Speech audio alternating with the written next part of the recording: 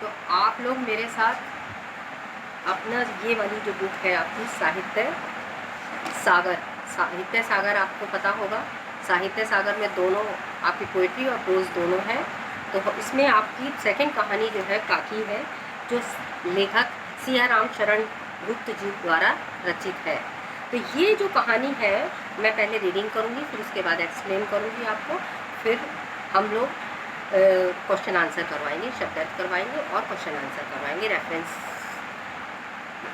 तो सबसे पहले मैं सिया राम शरण द्वारा रचित ये कहानी के बारे में बताना चाहती हूँ आपको कि ये जो कहानी है, ये कहानी जो है एक मातृ वियोग से उत्पन्न तड़प से संबंधित कहानी है। मातृ वियोग, आप लोग कहीं भी मेरा वीडियो जब भी देखें तो आप लोग अपनी कॉपी निकाल के बैठिएगा और लिख लीजिएगा, उसमें जो भी शब्दों का मैं यूज़ कर रही हूँ तो वो आप लोग लिखते जाइए। मातृ वियोग, मातृ वियोग का मतलब होता है माँ से बिछड़ने का दुख, माँ से बिछड़ने का दुख। मातृ वियोग से उत्पन्न तड़प जो होती है, हम लोग अपनी माँ से जब बिछड़ते हैं उसका जो दुख होता है हमें, उससे संबंधित ये कहानी है जो लेखक सिया राम शरण द्वारा गुप्त जी ने ये कहानी लिखी है। मैं थोड़ा सा लेखक परिचय दूंगी आपको कि ये श्री सिया राम शरण गुप्त जी का जन्म झांसी के निकट चिर गांव में सन 1895 में हुआ था। 1895 में हुआ था। आप राष्ट्र कवि मैथिली शरण गुप्त जी के अग्रज थे। आइए छोटे, आप नोट कर लीजिए। कभी कभी क्या होता है कि आपके यहाँ लेखक परिचय 9th क्लास, अभी 8th क्लास से आया है। पहले 8th क्लास जो था उसमें लैंग्वेज अलग होता था, लिटरेचर अलग होता था। आईसीएसई बोर्ड में आपके जो पेपर आएगा, क्वेश्चन पेपर आएगा, वो एक ही पेपर आएगा, उसमें लिटरेचर और लैंग्वेज दोनों एक साथ होंगे। 40 मार्क्स का लिटरेचर होगा, 40 मार्क्स का लैंग्वेज होगा। इसलिए आप बिल्कुल डिफरेंट है, इसका पैटर्न बिल्कुल अलग है। और आप बिल्कुल बहुत ध्यान से देखिएगा, मैं आपको पैटर्न भी दिखाऊंगी, क्वेश्चन पेपर भी सॉल्व करवाऊंगी आपको। और आप लोग बहुत ध्यान से देखिएगा कि मैं कैसे, उसमें लेखक का परिचय जो है वो अलग से नहीं आता है। जब रेफरेंस क्वेश्चन आते हैं, अवतरणों पर आधारित क्वेश्चन आते हैं, उसी में कोई एक क्वेश्चन जो है लेखक परिचय, कवि परिचय दे दिया जाता है। तो आपको जिस लेखक की कहानी हम पढ़ रहे हैं उसके बारे में 2-4 लाइनें आपको हर बच्चे को पता होना चाहिए। तो मैं बताना चाहती हूँ कि श्री सिया राम शरण गुप्त जी का जन्म झांसी के निकट चिर गांव में सन 1895 में 1895 में हुआ था। आप राष्ट्र कवि मैथिली शरण गुप्त के अग्रज थे। प्रारंभिक शिक्षा पूरी करने के बाद इन्होंने घर पर ही गुजराती, अंग्रेजी और हिंदी भाषा सीखी थी। गुप्त जी 1962 में सरस्वती हीरक जयंती के अवसर पर सम्मानित किया गया। गुप्त जी को, सिया राम शरण गुप्त जी को 1962 में सरस्वती हीरक जयंती के अवसर पर सम्मानित किया गया। इन्हें नागरी प्रचारणी सभा वाराणसी द्वारा सुधाकर पदक से भी विभूषित किया गया। 9 मार्च 1963 को इनका निधन हो गया। हर कवि और हर लेखक के बारे में आप 2-4 लाइनें जरूर जानिए। उनका जन्म कब हुआ था, उनकी निधन कब हुआ है, वो कहाँ के रहने वाले थे, और उन्होंने कौन सा काव्य लिखा है, कौन सा महाकाव्य लिखा है, ये आपको लिखना, याद करना हर जरूरी है। क्योंकि अभी आप लोग 9th क्लास में आए हैं तो आप लोगों को आपका जो पैटर्न है बिल्कुल चेंज हो गया है। तो आपको जितनी भी आप कहानियाँ पढ़ते हैं उनके लेखक, और जितनी कविताएं पढ़ते हैं आप उनकी कवियों के नाम और उनका जीवन परिचय, थोड़ा सा आपको इंट्रोडक्शन उनके बारे में पता जरूर होना चाहिए। तो ये जो काकी कहानी है, काकी एक छोटे बच्चे के ऊपर आधारित कहानी है। 8-9 साल का बच्चा था, छोटा था, और अपनी माँ की मृत्यु के बाद जो उसके दिल के अंदर दुख पैदा होता है, उत्पन्न होता है, तड़प पैदा होती है, शोक पैदा होता है, उस शोक को व्यक्त किया गया है श्री सिया राम शरण गुप्त जी ने। क्योंकि इस दुनिया के अंदर माता पिता से सुंदर चीज़ कोई भी नहीं है और प्यारी कोई चीज़ नहीं है, और माँ सबसे ज़्यादा प्यारी चीज़ है।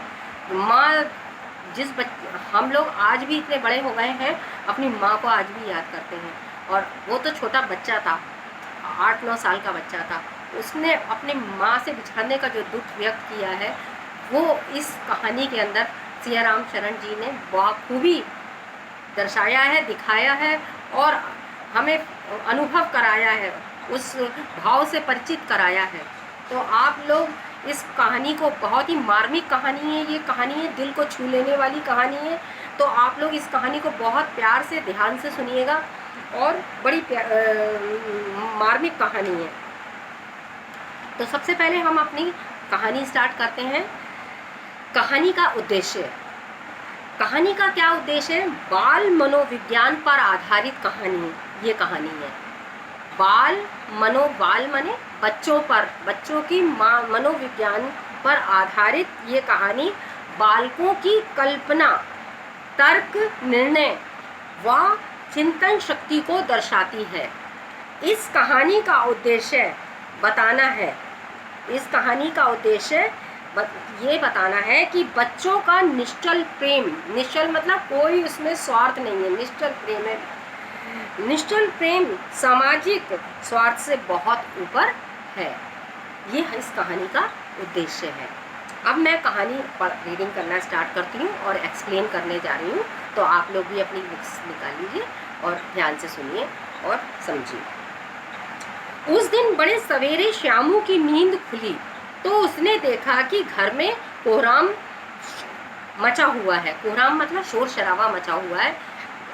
उसकी माँ नीचे से ऊपर तक एक कपड़ा ओढ़े हुए कंबल पर भूमि शयन कर रही है।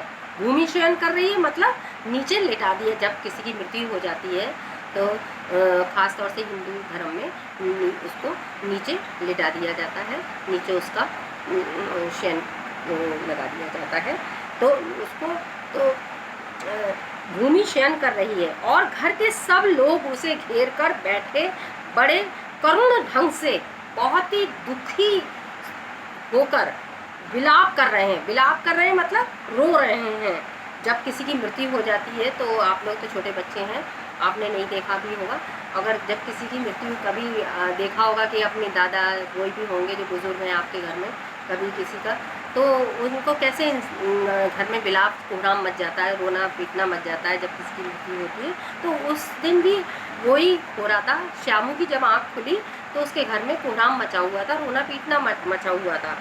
लोग जब उमा को शमशान, उमा किसका नाम है? उमा श्यामू की माँ का नाम है उमा। लोग जब उमा को शमशान ले जाने के लिए उठाकर ले जाने लगे तब श्यामू ने बड़ा उपद्रव मचाया, बड़ा तोड़फोड़ मचाई कि नहीं, मैं नहीं जाने दूंगा। उसे छोटा बच्चा था, उसे नहीं पता था कि जन्म और मृत्यु क्या चीज़ है, मृत्यु होने के बाद क्या होता है, उसे ये सब बातें नहीं पता थी। उपद्रव मचाया, उपद्रव का मतलब होता है ऐसी आकस्मिक घटना।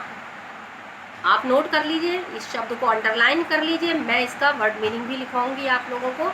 तो उपद्रव जब आया है तो उपद्रव के नीचे अंडरलाइन कर लीजिए। अंडरलाइन करके आप ये लिख सकते हैं, ऐसी आकस्मिक घटना जिसमें कष्ट या शोक बहुत से लोगों द्वारा की जाने वाली तोड़फोड़।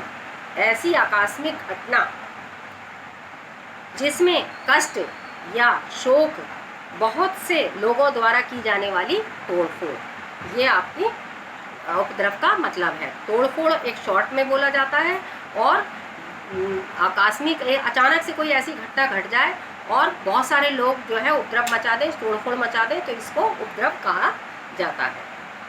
उपद्रव अंडरलाइन कर लीजिए, कठिन शब्द है ये। लोगों के हाथ से छूटकर वह उमा के ऊपर जा गिरा। लोगों से, श्यामू जो था, लोग बाग उसे पकड़ रहे थे श्यामू को, और लोगों से हाथ से छूटकर वो अपनी माँ के ऊपर जाके गिर गया। क्यों गिर गया? कि वो उसे ले जाने नहीं देना चाह रहा था कि मेरी माँ को कहाँ लेके जा रहे हैं। बोला काकी सो रही है, उसको ये लग रहा था कि मेरी माँ को ये लोग कहाँ ले जा रहे हैं। वो कहने लगा लोगों से कि मेरी माँ तो सो रही है, मरी नहीं है मेरी माँ, तुम उन्हें इस तरह उठाकर कहाँ लिए जा रहे हो? मैं जाने नहीं दूंगा। लोग बड़ी कठिनता से उसे हटा पाए, बड़ी परेशानी हुई। बड़े बुजुर्ग जो लोग थे उन्होंने बड़ा समझाया उसे, बड़ी परेशानी से उसको अलग किया अपनी माँ से, उसको हटा पाए। काकी के दाह संस्कार दाह संस्कार का मतलब होता है आपका क्रियाक्रम जो मृत्यु के पश्चात जो किया जाता है, क्रीमेशन, इसको कहते हैं क्रीमेशन।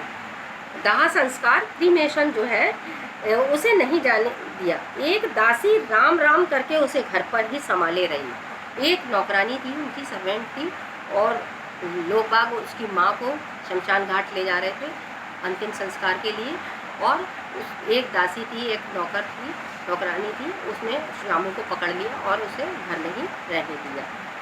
यद्यपि बुद्धिमान गुरुजनों ने उसे विश्वास दिलाया, कुछ बुद्धिमान लोग थे, बड़े बुजुर्ग लोग थे घर में, उन्होंने उस बच्चे को समझाया कि उसकी काकी उसके मामा के यहाँ गई है, मरी नहीं है, उसे कहीं नहीं ले जा रहे, वो अब तुम्हारे मामा के यहाँ चली गई है।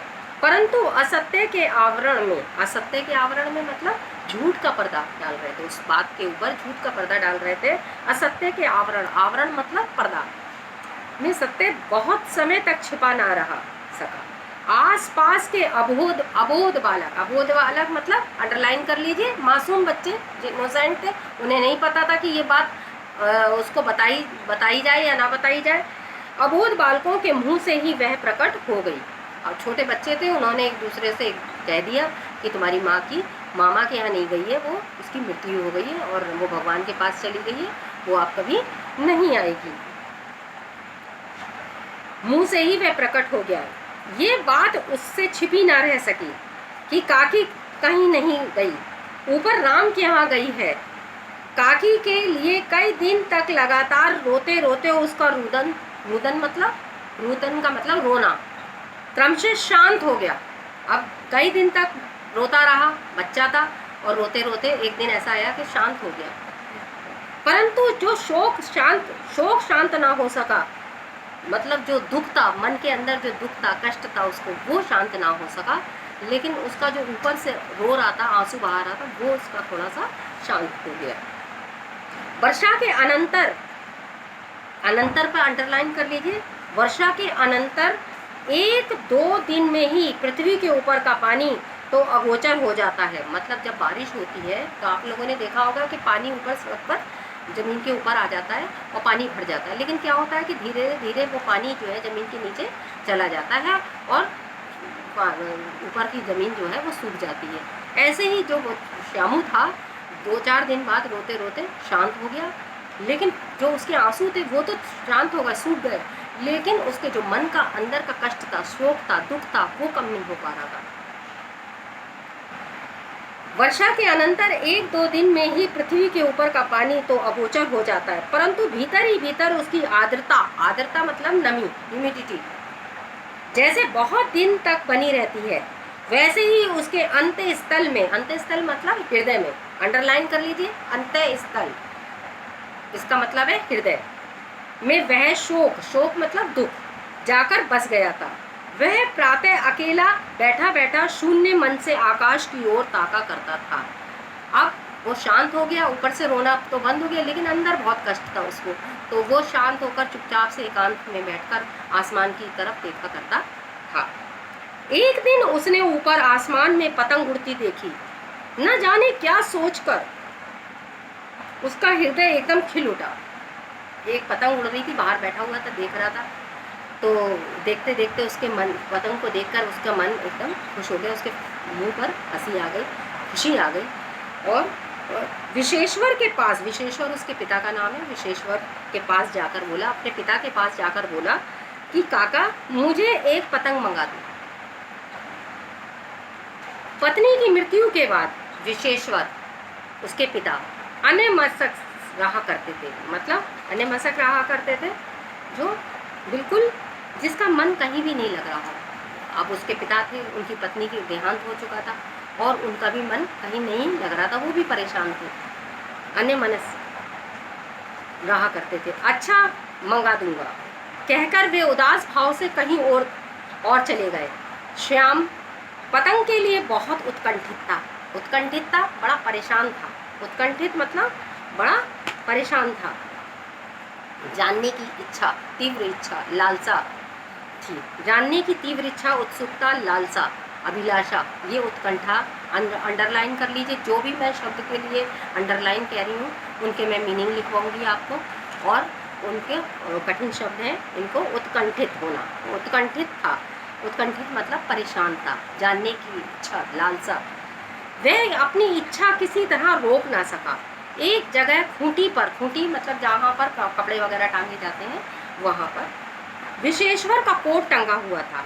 इधर उधर देखकर उसने एक स्टूल सरकाकर रखा और ऊपर चढ़कर कोट की जेबें टटोली। उनमें से एक चवन्नी का आविष्कार करके वह तुरंत वहां से भाग गया। अब अपने पिता के कोट टंगा हुआ था और उसने अपने कोट पे, पिता के कोट में से एक चवन्नी निकाल ली थी। अंडरलाइन कर लीजिए, पहले उसने क्या निकाली, एक चवन्नी निकाली। चवन्नी पहले आप लोगों ने नहीं देखी है, छोटी सी होती थी चवन्नी, 25 पैसे भी कहते थे इसको हम लोग, चवन्नी 25 पैसे, चवन्नी निकाली। सुखिया दासी का लड़का भोला, अब जो उनकी नौकरानी उनके घर में रहती थी, उसका एक बेटा था उसी की उम्र का, सब हम उम्र था उसका, तो उसकी नौकरानी का नाम था सुखिया दासी का लड़का भोला। क्या नाम था उसका, भोला। सुखिया दासी का लड़का भोला श्यामू का समवयस्क, अंडरलाइन कर ली, समवयस्क का मतलब हम उम्र था उसकी, साथ की उम्र का था, एक जैसी उम्र के थे वो लोग, बराबर की उम्र के थे, समान आयु वाले, लिखिए आप, समान आयु वाले साथी था। श्यामू ने उसे चवन्नी देकर, श्यामू ने क्या करा, जो अपने पिता के कोट में से चवन्नी निकाली थी वो उसने किसको दे दी, भोला को दे दी,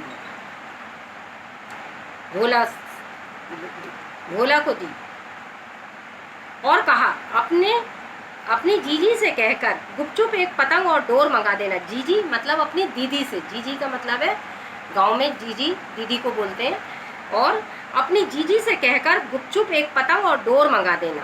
देखो खूब अकेले में लाना, कोई जान ना पाए। उसने ये भी कहा श्यामू ने भोला से कि ये चुपचाप से लाना, किसी को पता ना चले कि मैंने तुम्हें चवन्नी दी है और एक डोर और पतंग मंगवाई है। पतंग आ गई, पतंग आई, एक अंधेरे घर में उसमें डोर बांधी जाने लगी। अब चुपचाप से एक कमरे में, एकांत कमरा था, उसमें दोनों जने भोला और श्यामू उस पतंग में डोर बांधने लगे। श्यामू ने धीरे से कहा, भोला किसी से ना कहो, एक बात कहूँ। भोला ने सिर हिलाकर कहा, नहीं किसी से नहीं कहूँगा। श्यामू ने सिर हिलाकर कहा, मैं ये पतंग ऊपर राम के यहाँ भेजूंगा, राम मतलब भगवान के यहाँ भेजूंगा, भगवान राम के यहाँ भेजूंगा। इसे पकड़कर काकी नीचे उतरेगी। मतलब एक छोटा सा बच्चे का क्या उसका विचार थे, उसकी सोच देखिए।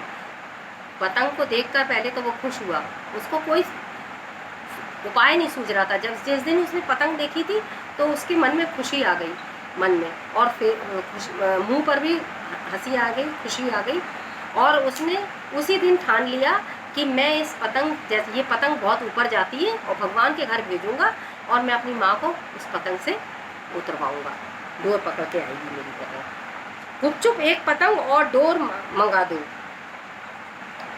भोला किसी से ना कहो, तो एक बात कहूँ। भोला ने सिर हिलाकर कहा, नहीं किसी से नहीं कहूँगा। श्यामू ने सिर हिलाकर कहा, मैं ये पतंग ऊपर राम के यहाँ भेजूंगा, इसे पकड़कर काकी नीचे उतरेगी। मैं लिखना नहीं जानता। वो कहने लगा, मैं लिखना नहीं जानता हूँ, नहीं तो इस पर उनका नाम भी लिख देता, अपनी माँ का नाम भी लिख देता इस पतंग को। जब मैं भेजूंगा, उड़ाऊंगा ऊपर, और वो भगवान की तक ऊंची ऊपर जाएगी, तो मेरी माँ जो है उस पर बैठ के नीचे उतर आएगी। बच्चे की कल्पना देखिए, बच्चे की सोच देखिए, उसका विचार देखिए, उसका प्यार देखिए कि अपनी माँ के लिए वो क्या कर सकता हूँ, माँ भी उसके लिए कितनी हद तक जा सकती है। भोला श्यामू से अधिक समझदार था। उसने कहा, बात तो बहुत अच्छी है, परंतु एक कठिनता है, एक परेशानी है, ये डोर पतली है। अब भोला थोड़ा समझदार था, उससे थोड़ा सा बड़ा होगा, तो उसने कहा कि क्या कहते हैं, एक परेशानी है इसमें। तुमने ये बात तो बड़ी अच्छी बताई है। उसने दोनों आपस में बात कर रहे थे, श्यामू और भोला, कि ये तो बात सही बताई है कि हम ये भगवान के पास भेजेंगे और तुम्हारी माँ से पकड़ कर नीचे उतर आएंगी, लेकिन मेरी समझ में आता है ये डोर जो है वो क्या है, पतली बहुत है, पतली बहुत है, कैसे आएंगी, टूट जाएगी, बीच में टूट जाने का डर है। पतंग में मोटी रस्सी हो तो तब सब ठीक हो जाएगा। अब भोला ने, उसका दोस्त था, मित्र था उसका, उसने कहा अगर इस, लेकिन वो भी हम उम्र था, उसे भी इतना ज्ञान नहीं था कि भगवान के घर जाने, एक बार जब कोई चला जाता है तो वो वापस लौट कर नहीं आता है, उसकी सिर्फ यादें ही हमारे पास हैं। लेकिन वो भी बच्चा था, छोटा था, उसी की हम उम्र था, लेकिन उसको इतनी समझ नहीं थी। उसने बस, उसको ये समझ में आया कि ये डोर जो है बहुत पतली है और थोड़ी मोटी डोर होगी तो शायद इसकी माँ नीचे उतर आएगी। पतंग में मोटी रस्सी हो तो सब ठीक हो जाएगा। श्यामू गंभीर हो गया।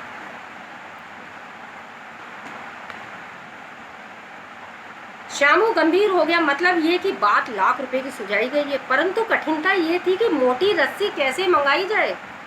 पास में दाम नहीं है, पैसे नहीं है, और घर के जो आदमी उसकी काकी को बिना दया माया के जला आए हैं, वे उसे इस काम के लिए कुछ नहीं देंगे। उस दिन श्याम को चिंता के मारे बड़ी रात तक नींद नहीं आई। अब ये सोचने लगे, श्यामू ये सोचने लगा कि अब क्या किया जाए। अब बड़ी चिंता होने लगी उसे। वो कहने लगा कि अब ये मोटी वाली रस्सी आए तो आए कैसे, पैसे कैसे आए उसके लिए। तो पहले दिन की तरकीब से दूसरे दिन उसने विशेश्वर, अब पहले दिन उसने क्या निकाली थी, अपने पिता के कोट में से चवन्नी निकाली। अब दूसरे दिन भी उसने वही तरकीब अपनाई, वही उपाय अपनाया। तो दूसरे दिन भी उसने अपने पिता के कोट में से अब उसने क्या निकाला, 1 रुपया निकाला। अंडरलाइन कर लीजिए, कभी कभी क्वेश्चन आ जाता है इस पर बेस कि पहले श्यामू ने पिता के कोट में से क्या निकाला था और दोबारा जब उसने उसके कोट में से कितने पैसे निकाले थे। ये क्वेश्चन बहुत बार रिपीट होता है। 1 रुपया निकाला था, ले जाकर भोला को दे दिया और बोला, देख भोला, किसी को मालूम ना होने पाए, अच्छी अच्छी 2 रस्सियाँ मंगा दे। एक रस्सी ओछी पड़ेगी मतलब छोटी पड़ेगी, 2 रस्सी लाना। अगर एक रस्सी छोटी पड़ जाएगी तो दूसरी बांध देंगे उसमें, लेकिन मोटी रस्सी लेकर आना, ओछी पड़ेगी। जवार भैया से मैं एक कागज पर काकी लिखवा लूँगा। और इतना छोटा था श्यामू कि उसे लिखना भी नहीं आता था। और उसने कोई उनका घर में होगा, बड़ा कोई भाई होगा, तो उसने कहा कि मैं जवार भैया से और अपनी पतंग पर अपनी माँ का नाम लिखवा लूँगा, काकी लिखवा लूँगा, और नाम की चिट रहेगी तो पतंग उन्हीं के पास पहुँच जाएगी। जब लिखा होगा उसका नाम के काकी और श्यामू ने भेजा है उसको, तो उसकी माँ पढ़ लेगी तो वो उसको लेकर आ जाएगी। ये बच्चे की कल्पना है, मनोवैज्ञानिक कहानी है ये। 2 घंटे बाद प्रफुल्ल मन से, 2 घंटे बाद बहुत खुशी मन से, प्रफुल्ल मतलब होना, खुश होना, मन से श्यामू और भोला अंधेरी कोठी में बैठे बैठे पतंग में रस्सी बांध रहे थे। अकस्मात शुभ कार्य में विघ्न की तरह, अकस्मात मतलब अचानक से, क्या होता है, जैसे शुभ, कभी कभी ऐसा होता है कि हम लोग कोई कार्य अच्छा काम कर रहे हैं तो उसमें विघ्न, रुकावटें जरूर आ जाती हैं। ऐसे ही अकस्मात शुभ कार्य में विघ्न की तरह उग्र रूप, बड़ा गुस्से में उसके पिताजी विशेश्वर रूप धारण किए हुए विशेश्वर वहाँ आप घुसे। भोला और श्यामू धमका कर बोले, तुमने हमारे कोट में से रुपया निकाला है। भोला सकपकाकर एक ही डांट में मुखबिर हो गया। अब क्या हुआ, भोला तो सुखिया दासी का बेटा था, नौकरानी का बेटा था, वो पहले ही डर गया। उसने फौरन डर गया और मुखबिर हो गया, उसने बता दिया। मुखबिर का होना, राज को बता देना, भेद को खोलने वाला या चुगली करने वाला। श्यामू भैया ने रस्सी और पतंग मंगाने के लिए निकाला है। अब उसने पूरी बात भोला ने उसके पिता को, श्यामू के पिता को बता दी। विशेश्वर ने श्यामू को 2 तमाचे जड़कर मारे। तमाचे मतलब 2 थप्पड़ कस के मारे। कहा, चोरी सीख कर जेल जाएगा, अच्छा तुझे आज अच्छी तरह से समझाता हूँ। ये कहकर फिर तमाचे जड़े और कान मलने के बाद पतंग फाड़ डाली। अब रस्सियों की ओर देखकर कहा, ये किसने मंगाई थी। ये सब बातें पिता विशेश्वर अपने बेटे श्यामू से कह रहे हैं। भोला ने कहा, इन्होंने मंगाई थी। डर के मारे भोला ने पहले ही बता दिया कि इसने मंगाई थी, मैंने नहीं मंगाई थी, मुझे मत मारो। इनमें से पतंग तान कर काकी को राम के यहाँ से नीचे उतारेगा। उसने ये भी बता दिया कि ये श्यामू कह रहा था कि इसमें पतंग तानेंगे, पतंग में डोर बांधेंगे और ऊपर उड़ाएंगे, और अपनी माँ को, अपनी काकी को मैं नीचे अपने भगवान के यहाँ से बुलाऊंगा। विशेश्वर हतबुद्धि हो गए। मतलब ये बात सोचकर उन्होंने सोचा भी नहीं था कि ये बच्चे के मन में क्या चल रहा है, क्या सोच रहा है, कितना दुख है उसके मन में, एक माँ के वियोग में वो कैसे तड़प रहा है, उसकी कल्पना भी नहीं करी थी उन्होंने। विशेश्वर हत बुद्धि होकर, हत बुद्धि मतलब जो कुछ सोच, वो कुछ सोच समझने की बुद्धि नहीं रही उनमें, वो कुछ सोच ही नहीं पा रहे थे कि ये क्या बच्चे के मन में क्या चल रहा था, मैं समझ क्यों नहीं पाया इस चीज़ को। हतबुद्धि होकर वहां खड़े रह गए। उन्होंने फटी हुई पतंग उठाकर देखा, उस पर चिपके हुए कागज पर लिखा हुआ था काकी। अब उन्हें बड़ा अफसोस हुआ, बड़ा दुख हुआ कि उसने अपने बच्चे की भाव को, उसके दुख को नहीं समझा। उसके मातृ वियोग में जो माँ के बिछड़ने पर जो दुख था, परेशान था वो और कष्ट था उसे, वो उस दुख को नहीं समझ पाए।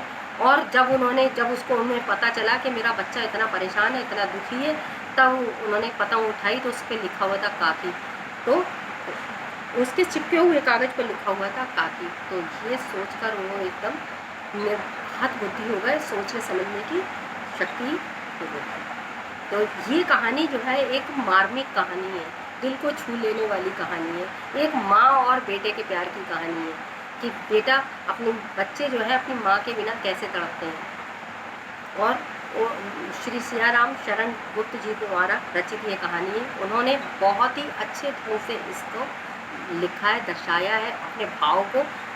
बहुत ही उनके जो शब्द हैं बहुत ही सहज और सरल है, जो हर व्यक्ति पढ़कर उसको उस भाव को महसूस कर सकता है, उस दुख को महसूस कर सकता है जिसकी माँ नहीं है। तो मैं सोचती हूँ कि ये कहानी आपको अच्छी तरह से समझ आ गई होगी। मैंने रीडिंग कर दी है, एक्सप्लेन कर दिया है। अब इसमें कुछ शब्द मैंने कठिन शॉर्ट आउट करे हैं, तो आप लोग उसमें मीनिंग लिख लीजिए आप लोग अपनी कॉपी में, ताकि जब आप कहानी पढ़ेंगे तो उसमें इजी रहेगा। और हिंदी टू हिंदी और कुछ इंग्लिश भी है, तो आपको पढ़ने में इजी रहेगा, समझ में, क्योंकि इसमें थोड़े से कठिन शब्द हैं। तो आप लोग, मैं अंडरलाइन करवाती जा रही हूँ और आप लिख लीजिए, एक कॉपी निकाल लीजिए। अच्छा, मैं आपको ये बताना चाहती हूँ कि मैं ICSE बोर्ड में ये जो आपकी वर्क बुक है, मैं वर्क बुक में काम करवाती हूँ। मैंने अपनी जो भी मैं पढ़ाती हूँ, जिन बच्चों को पढ़ाती थी मैं, तो ये साहित्य सागर, ये है ना साहित्य सागर की वर्क बुक आती है, साहित्य सागर की वर्क बुक आती है। इसमें प्रोज और पोइट्री दोनों की क्वेश्चन आंसर है। साहित्य सागर, ये देख लीजिए, इसमें कहानी भी लिखी है, सारांश भी लिखा हुआ है। और मैं इसलिए वर्क बुक करवाती हूँ कि क्योंकि इसमें क्वेश्चंस बहुत होते हैं, अवतरणों पर आधारित क्वेश्चन हर पैराग्राफ से दिए होते हैं। जितने क्वेश्चन हम लोग अपने आप बनाते हैं वो तो मैं आपको एक अलग कॉपी बनवाऊंगी, जो आपको मैम कार ने शायद बनवाई होगी, क्योंकि वो कॉपी में लिखवाती थी। मैं कॉपी में भी लिखवाऊंगी आपको एक्स्ट्रा क्वेश्चन जो मैं बनाऊंगी अपने आप से। और एक ये वर्क बुक आप लोग सब बच्चे 9th क्लास के बच्चों से मैं ये रिक्वेस्ट करना चाहती हूँ कि ये आप लोग वर्क बुक ज़रूर खरीदिए। तो इसमें आपको लिखने में बहुत इजी रहेगा। मैं आंसर डिक्टेट करवाती जाऊँगी और आप लोग लिखते जाएंगे, तो आपके पास एक नोट्स बन जाएंगे आपके 10th क्लास के लिए, 9th क्लास के लिए, 9th और 10th के लिए, दोनों के लिए आपके पास नोट्स हो जाएंगे। तो आप लोग, कॉपी तो इधर उधर हो जाती है, खो जाएगी तो आपको प्रॉब्लम हो जाएगी। तो मैं चाहती हूँ कि आपको ये साहित्य सागर की वर्क बुक, आप हर बच्चा 9th क्लास का ये ले ले, तो 9th में भी काम आ जाएगी आपके और 10th में भी काम आ जाएगी आपको। और मैं इसमें आंसर खुद डिक्टेट कराती हूँ आपको वर्क बुक से। और जो एक्स्ट्रा क्वेश्चन होते हैं अदर बुक्स में कंसल्ट करती हूँ, तो वो मैं कॉपी आप बना लीजिए, एक तो लिटरेचर की कॉपी में वो मैं करवाऊँगी, और एक कॉपी आप लैंग्वेज की अलग बनाइए। लैंग्वेज भी आपका बहुत है, तो एक कॉपी आपकी लैंग्वेज की बनेगी। तो मैं चाहती हूँ कि आपकी अगली बार आप लोग जब भी मैं अब काम करवाऊँगी तो आप वर्क बुक में काम करें तो बहुत अच्छा होगा। और कुछ एक्स्ट्रा क्वेश्चन जब होंगे, जब मैं कहूँगी कि लिटरेचर कॉपी निकालिए, लिटरेचर की कॉपी में जो एक्स्ट्रा क्वेश्चन है वो करिए, तो आप उसमें करेंगे। और जब लैंग्वेज की कॉपी में काम करवाऊँगी तो लैंग्वेज की कॉपी में काम करिएगा। अभी मैंने कुछ क्वेश्चन शब्दार्थ आपके शॉर्ट आउट करें इस लेसन में से, काकी में से, तो आप वो उसके शब्दार्थ लिख लीजिए प्लीज़, अपनी कॉपी निकाल लीजिए, कोई भी अभी नोट कर लीजिए, जो भी मैम कार ने आपको कॉपी में बनवाई थी लिटरेचर की, वो उसमें से लिख सकते हैं। सबसे पहला शब्द जो है आपका उपद्रव। उपद्रव जो है आप उसका अर्थ लिखेंगे ऐसी आकस्मिक घटना, आकस्मिक मतलब अचानक, आकस्मिक घटना जिसमें कष्ट या शोक ही बहुत से लोगों द्वारा की जाने वाली तोड़फोड़।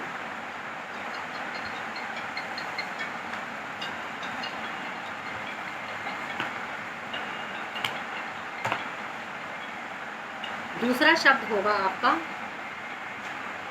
दूसरा शब्द होगा आपका दाह संस्कार, क्रीमेशन। इंग्लिश में इसको कहते हैं दाह संस्कार, क्रीमेशन। आफ्टर डेथ जो भी आपका संस्कार होते हैं, वो क्रियाक्रम होता है, वो करा जाता है, तो उसको कहते हैं क्रीमेशन और क्रियाक्रम। हिंदी में कहते हैं क्रियाक्रम, दाह संस्कार, क्रीमेशन।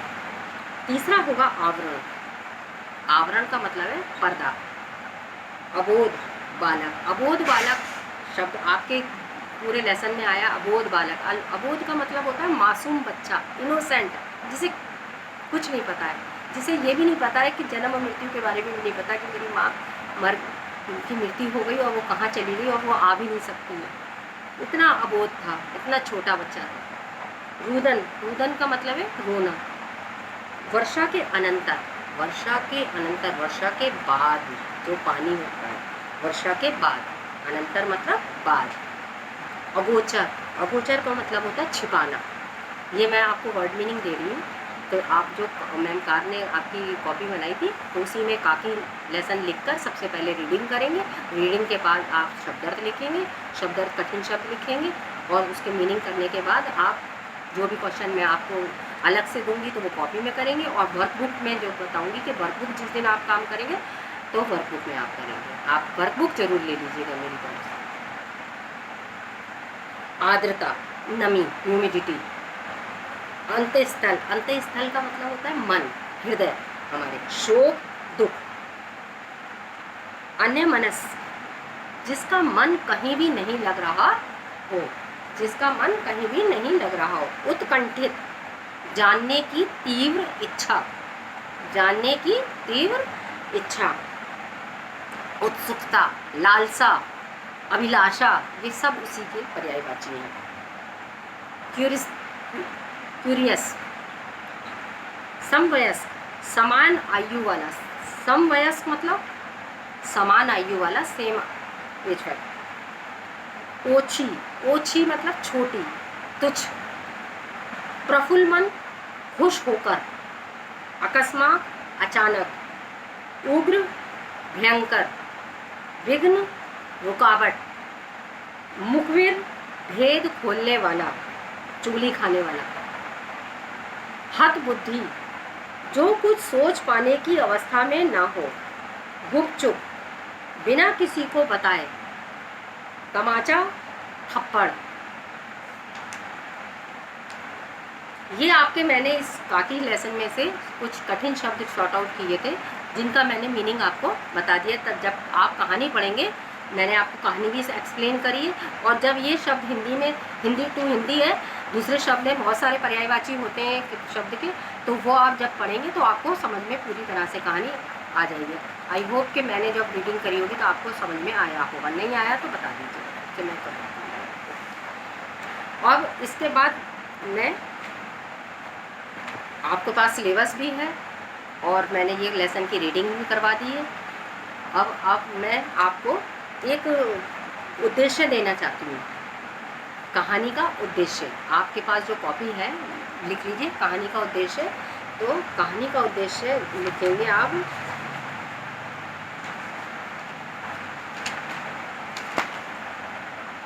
कहानी का उद्देश्य। जो कॉपी आपकी लिटरेचर कॉपी है उसमें आप लिख लीजिए, और हेडिंग डालिए काकी नामक कहानी का उद्देश्य लिखिए। क्वेश्चन लिखिए, कहानी, काकी नामक कहानी का उद्देश्य लिखिए।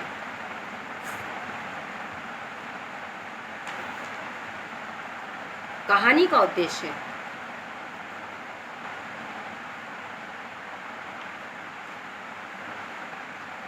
बाल मनोविज्ञान पर आधारित ये कहानी बालकों की कल्पना, तर्क, निर्णय व चिंतन शक्ति को दर्शाती है।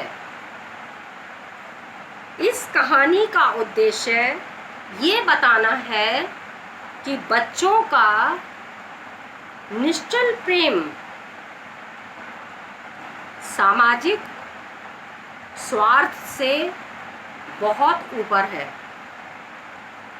अतः बच्चों के प्रति किसी भी तरह का द्वेष नहीं रखना चाहिए। बच्चों के प्रति कभी भी किसी के प्रति अपने मन में द्वेष नहीं रखना चाहिए। कभी कभी बच्चे गलती कर देते हैं बड़ों के प्रति, लेकिन फिर भी उन्हें माफ़ कर देना चाहिए, क्योंकि वो बच्चे नासमझ हैं। उन्हें इतनी समझ होती तो शायद वो ये गलती ना करते। बल्कि बच्चों के प्रति किसी भी तरह के व्यवहार प्रदर्शन से पूर्व उनकी भावनाओं को समझना चाहिए तथा उनके कार्य एवं व्यवहार को सही दिशा प्रदान करनी चाहिए। इस कहानी के माध्यम से मातृवियोग